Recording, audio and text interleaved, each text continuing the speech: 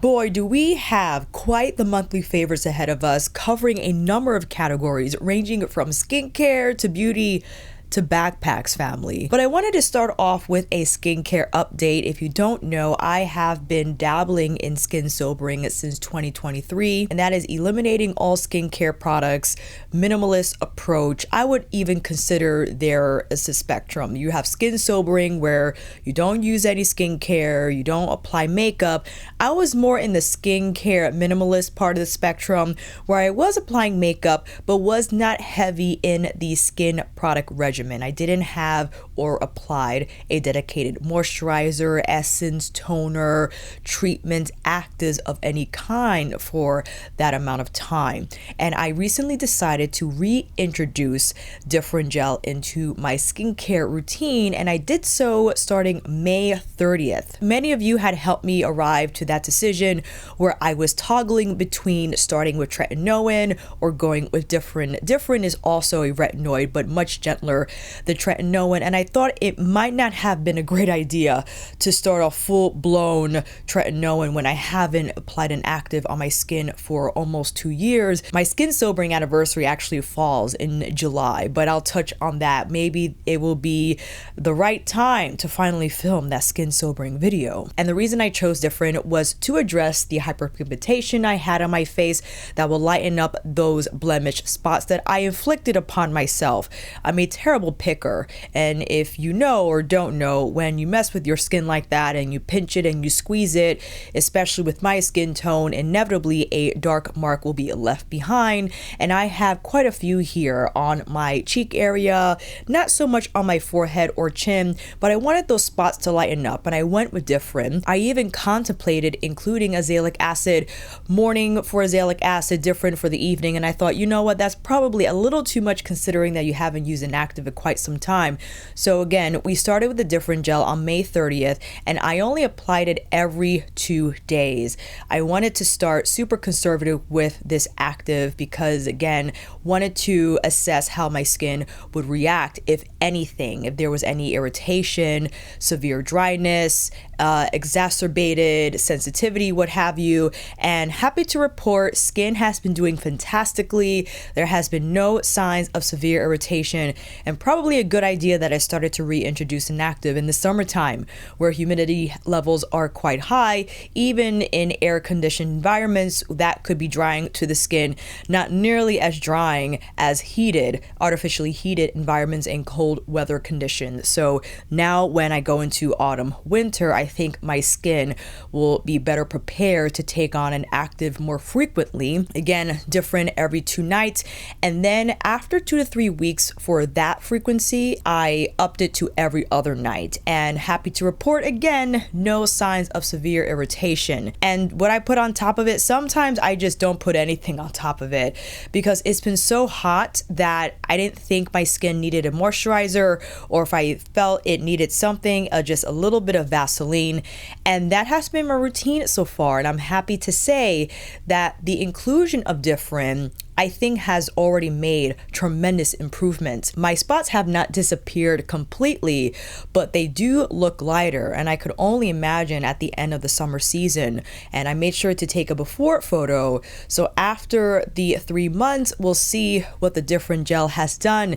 And I think one of the main advantages in this minimalist approach, in only including one active to one's regimen, is that you can successfully evaluate if it's working or not, or if it's working, how well it's working. Because when you overwhelm your routine with this active and that active, or products that are not necessarily actives but are marketed to provide brightening benefits, evening of tone, all these products have just a multitude of uses. Vitamin C, azelaic acid, Differin, and toners that, again, that are supposed to be brightening and evening of tone. It's hard to pinpoint what actually is contributing to your skin's success for texture improvement or what have you. But because I'm only using one active, I can attribute whatever improvements I see to that. because nothing else, no other product is interfering with the different work, and why I've just been thrilled with my routine so far, and going forward will not add anything else into this regimen. I've just stuck to my cleanser, which I will talk about now, and the Vaseline if I need it, the Differin Gel for my active days, and sunscreen in the morning. That is it. And what cleanser I have been using? The Ordinary Squalane Cleanser. It starts off as this kind of gel cream texture and emulsifies into this makeup melting balm consistency. Fragrance free, lightweight, feels fantastic on the skin, and what I've been using to remove my makeup and sunscreen at end of day. I do not use this in the mornings. I just use water to rinse off whatever debris found itself on my face overnight, and on makeup days or sunscreen heavy days I'll use the Ordinary Cleanser, which you saw is the small bottle. They do have a larger bottle, but I purchased the small one first just to try it out because the Ordinary is a great price point where prices are quite low for the performance. I think for the product, this was around like $6-7. The larger one might sit around 10 or 12, which I think is a great price. And I was going back and forth between the Ordinary and Lisa's cleanser, and had the pleasure of trying Lisa's cleanser again from a sample I received from my recent purchase I made, which, yes, we're going to get into Desert Gleam. You know we are in the favorites video. I found that her cleanser might be a little too rich for me for the summer season, even after rinsing it off. And I understand Lisa's cleanser is a treatment cleanser, it's in the name. You could leave it on longer for a mask or what have you, but the properties in the cleanser I felt were left behind somewhat even after rinsing. And it was quite, I felt hydrated and conditioned, but it was on a day during the heat wave run that we had here in the Northeast, and I'm sure in other parts of the US, where it was a little too rich for me. And I decided, okay, this might be better for the winter time. So it's still on my wish list, just not to be purchased at the moment. And the Ordinary, I think, is a great alternative. I would consider both these cleansers to be of the same type, the balm removing texture type. But in my opinion, the Ordinary is a little lighter. It doesn't leave behind the same kind of zhuzh, if you will, like the Lisa treatment cleanser does. And what I've been using to wipe off the makeup remover is the Clear Skin Club. Now, I know you see these all around the internet, and I understand I can use regular cotton washcloths. I find that this is a little easier for me to deal with, where after I emulsify the cleanser, I use the cleaning cloths to wipe off the residue, and I enjoy that process a ton because not only do I wipe my face, I clean behind my ears, maybe down around my neck, and then I save the cloth. I hang it to dry in case I have to wipe the floor and use it as a rag virtually after I'm done. And they're super soft, easy to travel with. I take them with me when on the go, whether on a work trip or to Bay's apartment or to Maddie's house. And it's a pleasure to use when removing my cleanser because the texture is quite soft and durable. The towels are quite strong. They're stronger than paper towel. And again, since I know I'm throwing it away, I try to get as much use out of it as possible, again, for cleaning purposes if one arises, and not trash it right away if I can. Now, you heard me mention sunscreen. I purchased my sunscreen from Care to Beauty. They are a Portugal-based online retailer that sells European pharmacy, cosmetic, personal care goods. And because they're European, the filters are far more advanced than the ones found here in the US, where they offer broader spectrum protection, being more photo-stable, and just delivering a far better daily sun care experience to the user. And I have a couple of notes here. Filters such as Tinosorb, Mexoryl, and Uvenol provide more complete and longer lasting sun protection compared to the US filters such as avobenzone and octinoxate. And why I like to buy from Care to Beauty, because they have an extensive selection, not sponsored by them by the way, I paid for my sunscreens and I paid for that shipping. They do have like, I think a 150 USD shipping threshold where it will be free. Because I was under that amount, I paid maybe like 30 bucks, and you can decide what delivery service you choose to get your tracking from. So I think I chose UPS.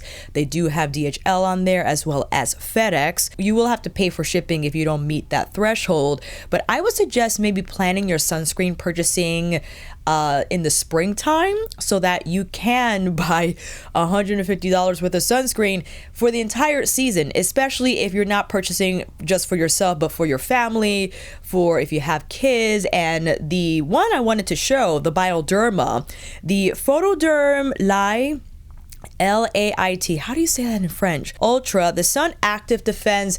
This is everybody friendly. It's great for adults, great for babies, children, multi-resistant, 50 UVA, UVB, 4 pluses on here. This is great for all body and face, particularly for the beach, because I did apply this all over my face, and it's a little radiant on me, but I didn't mind because it was just for the sake of sun protection. But it's quite moisturizing. It feels nice on the skin. It is lightweight, but you're gonna have a little bit of that shine left behind, as you see on the back of my hand. The other one that I showed, I have not tried yet, is from Avene. This is more of like sport specific. You see the little sports icons here on the bottle. I haven't tried this one yet, but I think I will over the course of the week. Now, the other brand I bought was Cantabria Labs. Unfortunately, the Age Active Fluid did not work for me, and I chose the wrong one. I think they might have had a regular sunscreen color like the white. I chose a tint, applied 3 fingers worth of this stuff on my face, and my skin started to burn. I was like, oh no, I have to remove immediately. So I shelved this, but the water gel version actually is quite nice if you are oily skin, because this is more of a soft matte finish, and it has the more advanced sunscreens in there, 50 plus. And the last one I purchased here in the States because it's from Beauty of Joseon.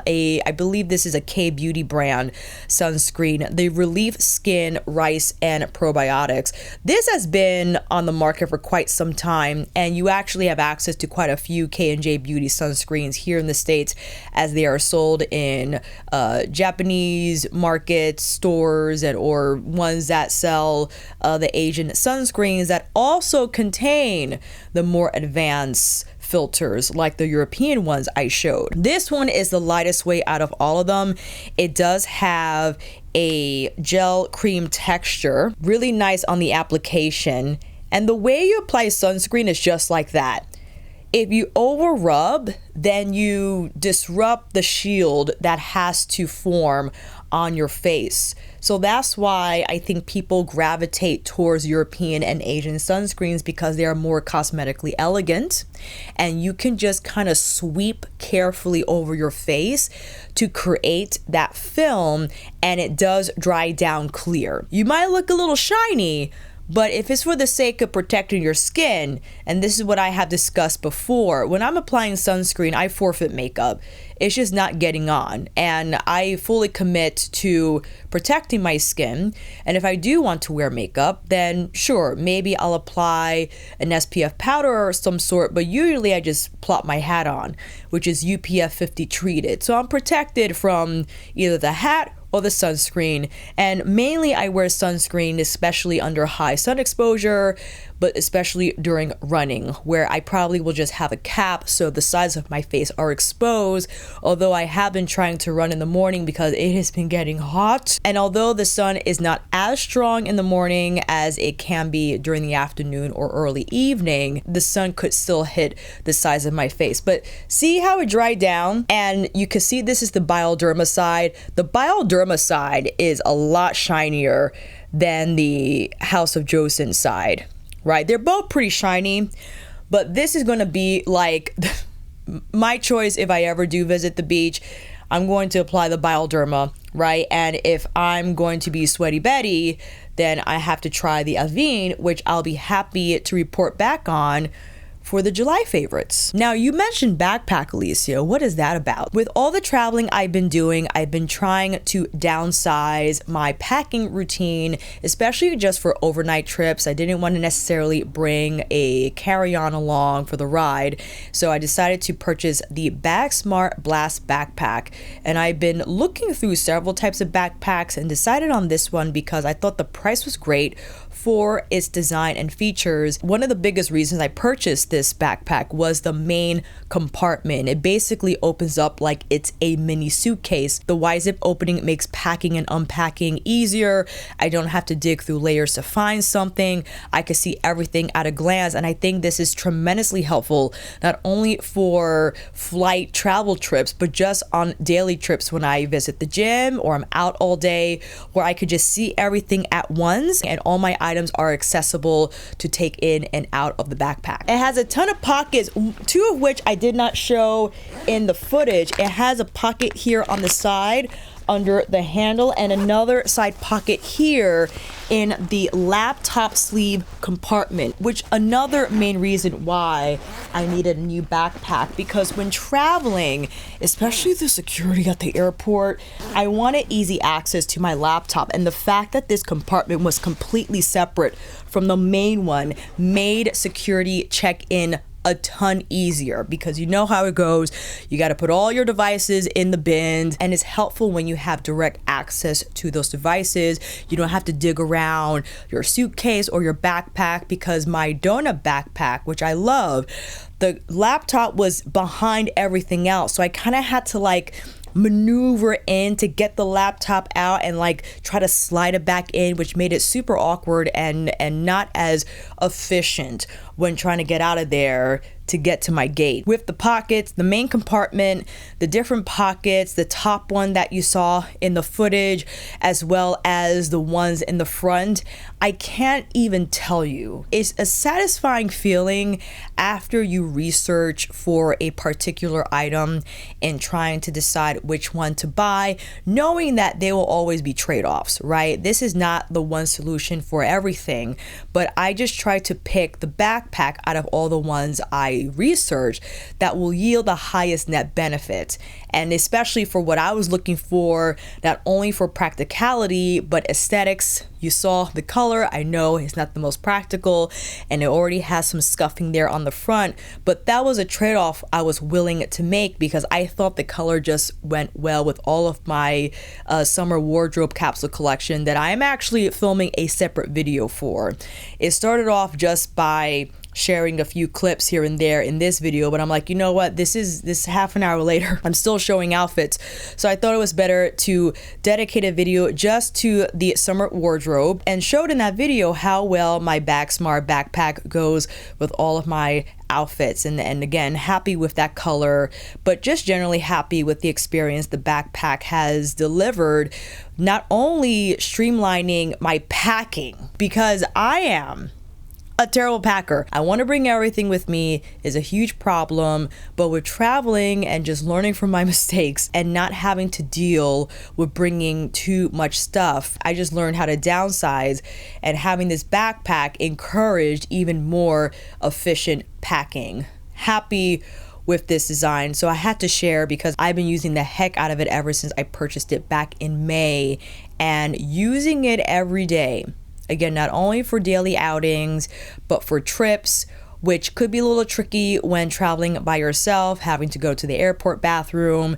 That I pack this thing, okay? I pack it till it's plump, and could be a little heavy hanging just off the strap on the bathroom door hook, because I'm not putting my backpack on airport bathroom floors, okay? Which leads me to think it's probably better to travel with the carry-on, just with the small one, so I can slide my backpack on top, because it does have that trolley strap on the back, and I don't have to have it on my back. I could just roll it through the airport, and I think that might be easier going forward. So I have my eye on a couple of smaller carry-on designs on the market. No matter what I choose, however, the Blast backpack from Bagsmart, try saying that 5 times fast, has been quintessential in enhancing my travel experience. And a happy 6 months to journaling, so I decided to try some fun lettering. And although I'm not the best at the different types of fonts, I just wanted to experiment with the different formatting in how I would write my entries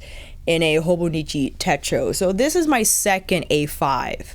I had an A5 last year, A6 year prior, and I thought I earned the right to buy another A5 because I have filled up, well, maybe a few pages here and there. I basically wrote my entire year. But this year, I wanted to experiment with playing with the different sections, as you saw briefly on my pages, not just to write one entry, but some on the side, some with big lettering and smaller lettering, and said, I don't care if I'm not good at it. I'm not. I could practice. I have my worksheets with the brush calligraphy. I have my Tombow pens. I just haven't dedicated time in practicing that font style, but nevertheless, I just kind of play with it while I'm writing my entries every day. I don't care how it turns out. I don't care how ugly it looks or sort of pretty it looks. And that has just led me to create pretty entries. Because as I was paging through, my boss took a glance and she's like, that's so beautiful. Well, I'm like, oh my God, it's so ugly. Despite that, I'm happy that I gave myself a chance in just practicing whatever type of font I wanted to on that day. And it's been a lot of fun. Just kind of challenging how I see one page, because that is something people find intimidating, maybe if you're not used to larger journals with the A5 size, is that you just got one big page and you feel obligated to fill the whole thing up top to bottom. And although I started like that, it quickly turned into sectioned types where it wasn't one big paragraph. Kind of play with reorganizing the entries where, like here, I have larger lettering that took up more of the page, so I don't have to write as much. And there are some days that I write more and some days that I write less. Like this was a larger entry day, right? I dedicated the big Sunday on the bottom. Sleep was weird. But I am backed up on a few days. So tonight I have to catch up with myself and ensure that I get those entries in. I just wanted to encourage you, if you're not super stationery savvy like I am, although it might look like it to you, I still have a lot to learn. I didn't want to stop myself from not trying just because I suck at it. I don't care if my brush lettering is ugly. And I don't care if I'm using my entries to practice. The more I do it, the easier it has become. And I'll continue to do it so that when I start a new journal next year, hey, just watch out. The entries are going to be pretty. A lot of lifestyle we just covered, but if you're wondering what's on the eyes, no other than Victoria Beckham Beauty's Bordeaux Bliss. That, I forgot, this officially released in May or June. But nevertheless, I purchased this in June alongside her new terracotta satin Kajal liner pencil. I have the pencil on the lid. I just put the terracotta on, blend it with my finger, follow through with this golden bronze shade, a little bit of the dark brown on the outer edges, and of course this copper on the inner corner. And I gushed over Victoria Beckham Beauty. I think it might have been my March favorites, where I filmed an entire video going into my first haul and found that Blue Mercury, one of the Blue Mercury locations here in New York City, carried Victoria Beckham Beauty, and picked up a few more items. The Sculpt pencil, which I don't have on, but I absolutely love. The brow pencil, I mean, goated. Incredible. I've been using it all month long. Love the light brown shade, and my apologies for not swatching this in the original video. It was between this and medium brown, and I thought the light brown was appropriate for my skin tone and offer the right amount of shading without appearing too bold. And also the Posh Lip Balm in Canel, which grew on me because initially when I wore it or tried it on first time on camera, the color didn't come through, but when I wore it out and about and saw myself in natural light, I thought, oh, this is pretty. It's a great shade to just throw on. I have it in my bag just for emergencies, if I need a little shine on the lip, a little bit of hydration. It is a little tighter than some balm hybrids I have tried in the past. Not that it's sticky, it just has a grip on the lip. But again, I think it's a lovely shade. It's like a tan apricot tint on the lip, and pretty, especially when you have like a terracotta blush on your face or maybe just a brow, what have you. So that was easy to throw on. And if you're looking at this highlighter, Well, I purchased both the Prada highlighter and the YSL. If you want to check out a video taking a look at both, they are both beautiful. They're both luxury beauty, okay, both finely milled. This is skincare infused formula for both. The packaging, although one might like the YSL better versus the Prada, Prada is giving you architectural minimalism while YSL is giving you pocketbook luxury extreme. I gotta say, in terms of the actual formula, the Prada, in my opinion, a little more cutting edge in terms of the formulation. I have it on this side. You can see it is a true lit from within pearl glow, like a literal pearl. What you see on that is what happens on the skin. Now, they only have 3 shades instead of YSL's, I think, 5. The product does have fragrance. The YSL does not. Here is the YSL side. The YSL powder is delivering more of a traditional highlighter powder experience that is still beautiful. Is smooth, finely milled, and when seen under a hard light, there's more of a pronounced twinkle effect than what you find on the Prada side. The Prada side is not going to have twinkle. It's going to have that beautiful sheen, glow lit from within appearance on the cheekbones. And between the two, I just love the Prada. The Prada is unlike anything I've ever tried. Unlike anything now I currently have in my highlighter collection. The cream to powder hybrid just goes beyond any type of cream to powder hybrid highlighter I've ever worn or tried. And again, something that you have to experience, because I know you know, if you have the Prada highlighter, you tried it on, you know exactly what I'm talking about. And there are, again, 3 in all. I have champagne. I'm not inclined to purchase the other 2, although I most certainly can justify it. Try to be reasonable and know that champagne just looks beautiful in my skin tone. It works with all types of blush products that I have in my collection. And despite how I adore the Prada highlighter, the YSL is lovely too. I just think the Prada highlighter is, again, a little more cutting edge in terms of the formula. It's a little more unique in my opinion. You can't go wrong with the YSL powder, however. You might prefer it over the Prada, because if you want more of a traditional feeling powder, then that's the experience the YSL will deliver for you. We also have VIseart Midsommer, which they were so nice to send PR, but I bought this in advance and gave away my PR palette to a lovely subscriber in the UK.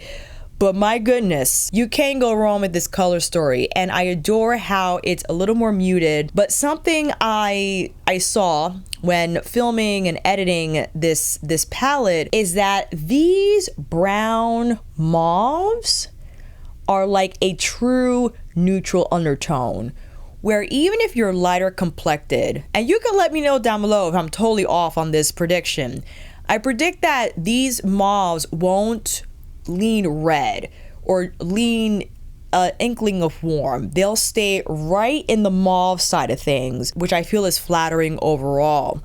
And you have the shinier metallics, and if you want to get into more in-depth swatches and looks, I have a video dedicated to reviewing Midsommer, but had to include it in the June favorites because when it comes to mauves, I'm just a sucker for them, because I consider that tone, like the mauve roses, the like, to be a type of a neutral shade, and that color creates just a smoke effect on the eyes that's not overly intense. That's not like a traditionally created black eyeshadow smoky eye with taupe and silver.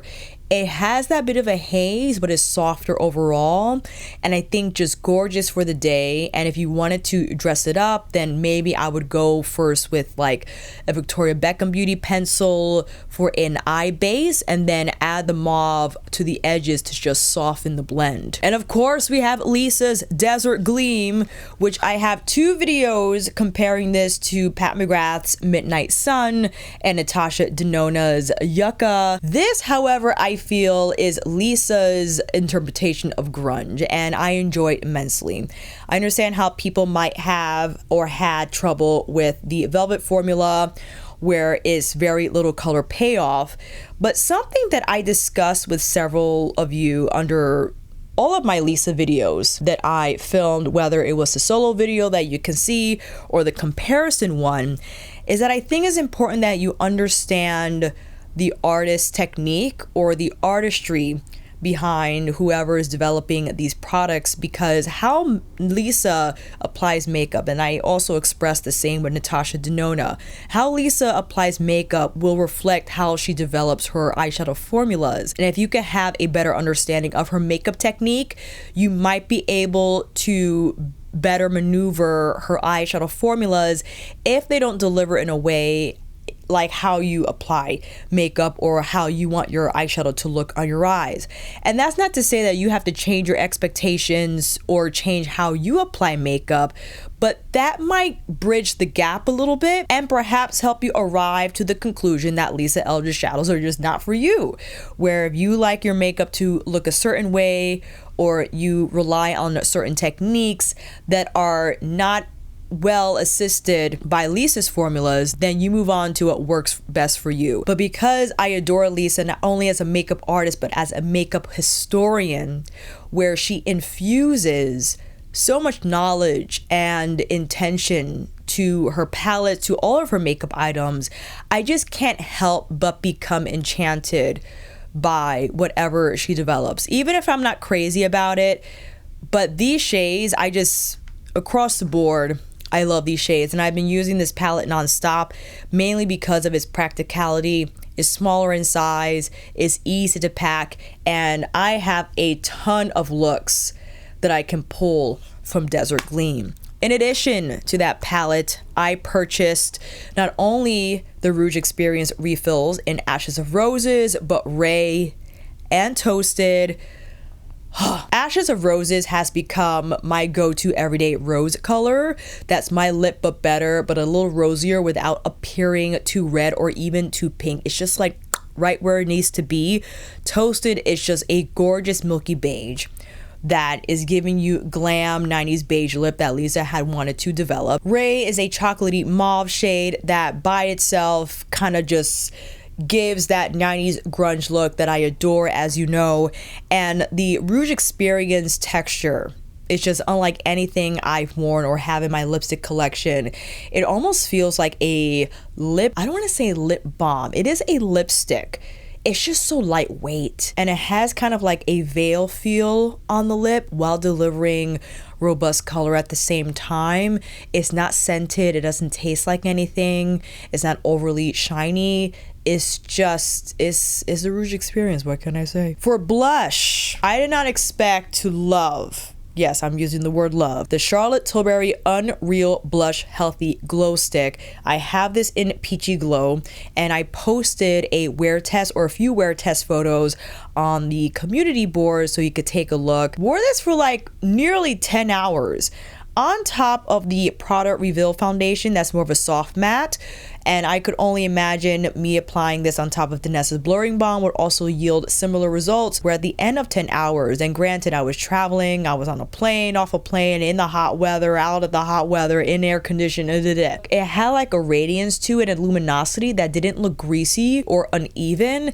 It started to break apart a little bit, which is understandable because I had that makeup on for hours. But overall, you just saw the blush, like that blush effect that had a little bit of a, again, a luminous effect on my cheekbone as well.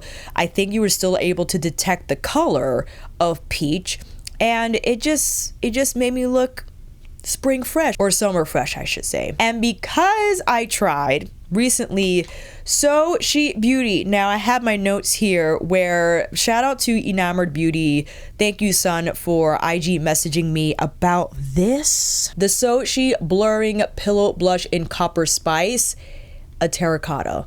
Look at, I actually have this on with the Charlotte Tilbury. I swept Charlotte Tilbury on the center and brought a little bit of the Soshe through the cheekbone area, but look at that color. And you can see from the name blurring, it has that soft matte effect. It's not shiny like the Charlotte.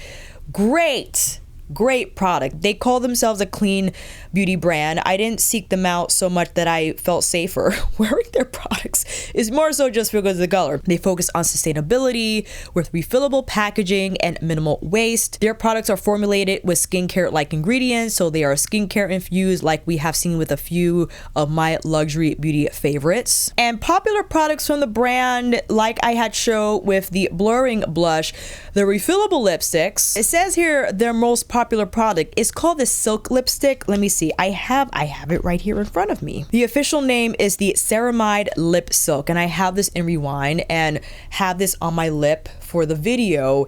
It starts off very shiny. It does. And it starts off a little more color heavy, but as it wears, it leaves behind a beautiful tint while also feeling like a balm. Like there's a treatment on my lip. So this is a little more zhuzhy than Alicia's Rouge experience. It has a little more shine, but I wouldn't consider this to be glossy.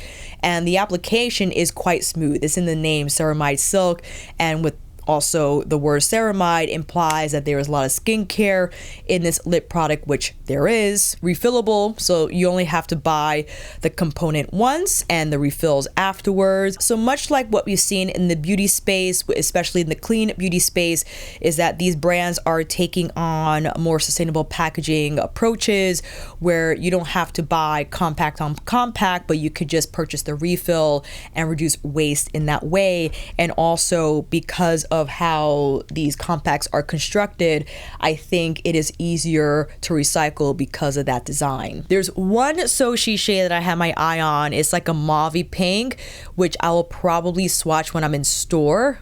So I'll keep you updated on that.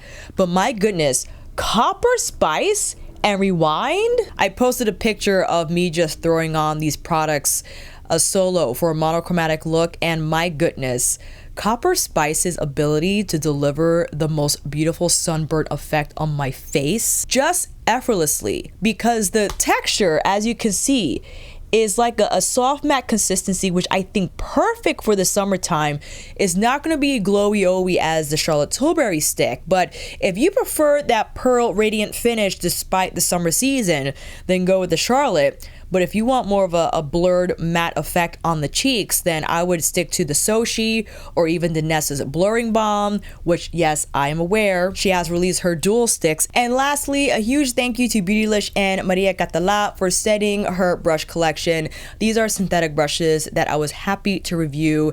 They were sent to me through PR. I didn't have to film a video, so that video is not sponsored, nor is this segment, but I wanted to share that I've been using her brushes all of June.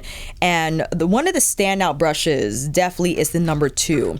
This angled brush, and the bristles are mimicking Blue Squirrel, where I primarily use this for highlighter, but one of you has said that you also use the number 2 for under eye setting, which I think fantastic because it is fluffy and more lightweight. It won't lay down as much powder as like a thicker powder brush for the under eyes would. And of course the cheek brush, fantastic for getting on a number of cheek products. As you probably can tell, the Charlotte Tilbury Unreal, now the Soshe Beauty, the small arrowhead eyeshadow brush that I used to apply the copper metallic from Bordeaux Bliss. Great brush collection, and I love the design of the handles. It gives it a chic look to the overall collection. So again, you can see that video at length where I cover each and every brush, demonstrate each and every brush.